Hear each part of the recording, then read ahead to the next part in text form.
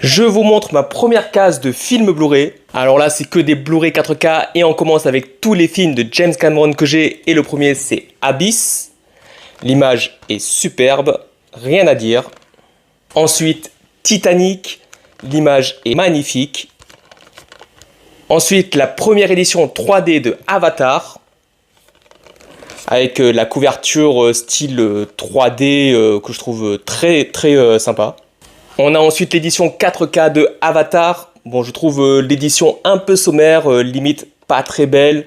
Voilà, avec ça. Mais la copie 4K est superbe. Ensuite, l'édition Steelbook 4K de Avatar, La Voix de l'eau, que je trouve sympathique. Et la copie 4K aussi est forcément superbe.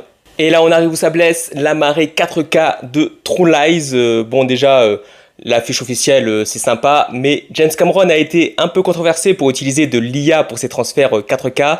Et là, ça se ressent clairement. Il y a des fois, c'est dégueulasse. Les acteurs sont des vraies poupées de cire.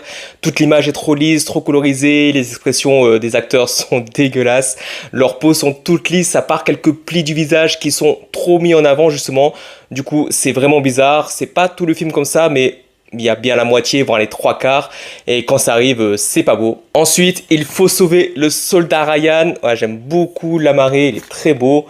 La copie 4K est exemplaire, l'image est folle. Le débarquement en Normandie, c'est une boucherie. C'est vraiment un exemple de maestria de mise en scène qui est mise en valeur encore plus par la 4K. Ensuite, Spaceballs, la folle histoire de l'espace, une édition des Gardiens du cinéma que vous connaissez peut-être.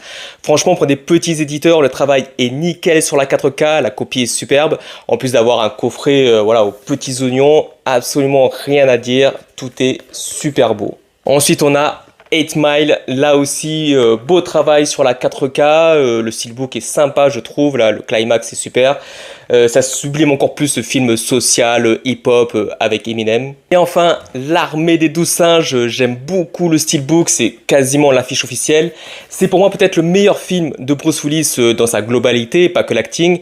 Et le 4K est superbe. Peut-être pas le meilleur que j'ai vu, peut-être un peu trop flou et trop terne sur certaines scènes. C'est peut-être fait exprès par rapport au style visuel du film, mais ça reste un régal en termes de qualité 4K.